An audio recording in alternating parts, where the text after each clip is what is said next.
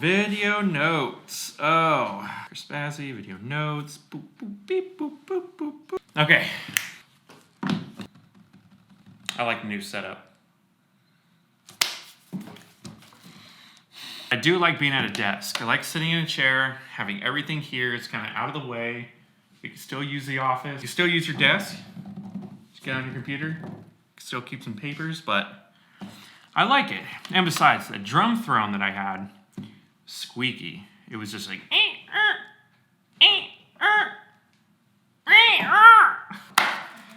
all right, let's do the intro. But first, I'm gonna give a shout out to my wife, because she made the most bomb fajitas I've ever had. Oh, I loved them. Oh. It's just fajitas and sauteed veggies and just Dr. Pepper and tortilla chips and woo! Pico de Gallo, or Pico de Gallo. What's up, everyone? Chris Bazzy here. And today, we're gonna be talking about 5 ways you can get your foot in the door with photography. All right, so these rules that we're gonna talk about today, they're not hard, fast rules. I'm sure there are better rules out there. These are just some tips and tricks that help me get my foot in the door with a craft that I love, which is shooting photos. So number 1, is you gotta take photos. This should be a no-brainer, should be a given. Just take some photos. So obviously, if you want to be a photographer, the most important thing you got to do and be able to do would be to know how to take photos and take good photos at that. Tip number 2, have a visual portfolio. Now, you got your photos, you got them all edited up, they're looking pretty, you watched some tutorials on how to take photos, how to edit them. Now you need a place to put them. One of the best places, in my opinion, to put your photos would be Instagram. Instagram's a free photo social networking app that you can just upload your bangers, people will like them, there you go.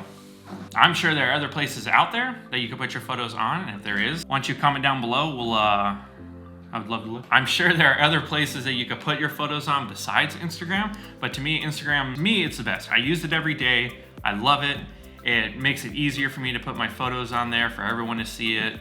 It's just great. There are some tricks that you can do that'll help make your Instagram grid look great, and there are tutorials, slew of tutorials on YouTube and elsewhere that you can go and look at that. I'm not gonna hit on that today because my grid looks like trash, but Instagram, put your photos on there, it's great. It's an easy way for future clients, potential clients, friends, family to be able to see the work that you're able to produce.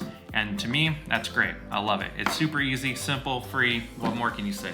So, all right, tip number 3 is market yourself. Now, to me, this is the most scariest part because what this is doing is putting yourself out there. So you took your photos, you learned some new tricks, you got them edited up, they look super tasty, just delicious. And you got them on Instagram, they're all over the place for the world to see, and now you have to start doing the hard work of putting your name out there, making the phone calls, sending the DMs, chatting with people in coffee shops to try to get yourself photography jobs and gigs and stuff like that. So my personal opinion, the best place for you to even start your photography career, and don't just shut off the video yet, but it's churches. Now, say what you want, but churches are the best place for you to get your foot in the door and to start creating content, whether it's photography or graphic design, or you want to be a musician or public speaking. It's perfect for it. There are churches, hundreds of churches out there that are looking for people to come in, for creatives to come in and shoot their weekend services, shoot their events.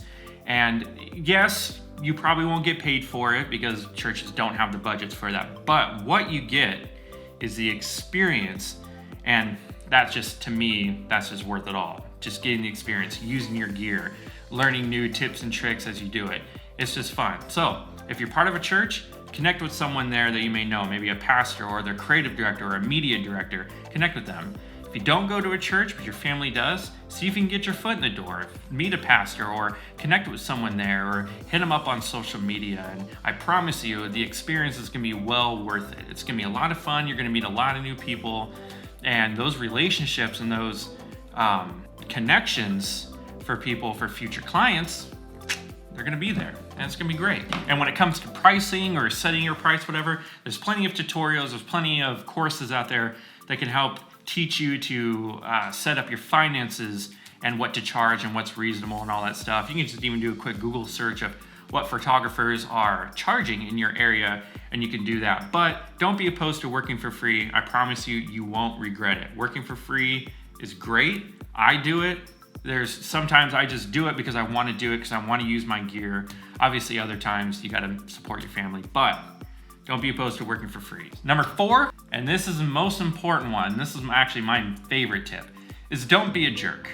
So, you got your photos, they look great, you threw them on Instagram, people are liking them, they're double tapping them, they're just loving it. You have marketed yourself and put your name out there and got your business cards and logos and whatever it is that you did. Now, you booked it, you booked whatever gig or whatever photo shoot you did, and now you're on the shoot. This is super important, but don't be a jerk, all right? Chances are you're not a professional, and chances are that whoever you're working with aren't professional models either. This is supposed to be fun. This is supposed to be some high stress, some just crazy, just blow your mind, just stressful. It's not supposed to be stressful. It's supposed to be fun. You love the craft. You love doing it. So don't be a jerk. So be mindful. If you're working with kids, kids are gonna cry, you know, especially with babies. If you're shooting babies, they cry, they poop, they do whatever. Just be patient, be mindful. I'm sure it's a little bit stressful for parents when their kids are just crying and you're in the middle of a shoot and you're trying to time his money and all that stuff. But don't make them feel bad. Just be patient with them. And the same ways they should be patient with you. So if you're watching this and you're trying to hire a photographer or whatever, be patient with your photographer. They're necessarily not professional. They haven't been doing it for 20, 30 years. They're just out there just shooting photos and doing what they love. Everyone should just be patient with each other. And if things don't seem to be going right, just keep a positive mindset. Just be encouraging. You guys should be working together to create something beautiful. No one likes to work in stressful situations, but just be patient. Just be patient. You can't stress that enough. Be patient. All right, and number 5 is leave your client with the best impression possible. From the first contact to the photo shoot to communication, you want to leave your client with the best taste in the mouth as possible. So that way when they hear their name, they're like, ugh, no, don't do it. You want them to recommend you to their friends and their families and whoever. Here's a good quote that I try to keep in the back of my mind every time that I'm working with clients or family or friends, and it's this. If you have a good experience, you tell a friend.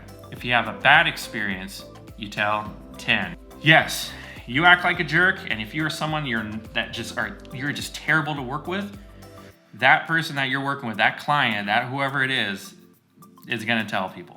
They're just gonna be like, I had a terrible experience with them. I don't recommend them. I don't recommend her. They're just terrible. They're crappy to work with. They had thousands of dollars worth of gear, and the gear was great, but no, they're just terrible. Don't be that person. So here's a nice little nugget within this. It's under promise and over perform. So take an example. Say it'll take you 3 weeks to edit a photo, to edit the photos or whatever it is. So when you're communicating with your client and your client's like, hey, when will those photos be done? How long would it take you? I would always add a week to that, or 2 weeks. So say, usually in your mind, you're thinking, oh, it's gonna take me 2-3 weeks. Just say, hey, I'll get those to you in 5 weeks. That way it gives you plenty of time that if something happens, because life happens, it's inevitable, life happens, that gives you that cushion to be able to get those photos done in a timely manner. Now, if you get them to your client sooner, that's great, but you need to set that time. You need to give yourself enough time to put out those photos. Chances are you're probably gonna get some more clients, and then you're straddling, so you're editing some photos from one shoot and the other, and you just need to make sure you have enough time to do that. That way you're not overwhelmed and stressed out. Well, that's it for me today. I hope that was helpful. I hope that was encouraging. This should be fun. Photography, this whole creative field, it should be fun, and it needs to be fun. And if you're not having fun with it, maybe it's not for you. But go out there, use your gear, take your photos and shoot your videos and do whatever you need to do to get good. All right, I'll see you guys in the next one. If you have a good experience, you tell a friend. But if you have a bad experience, you tell 10. Nope, that's 6.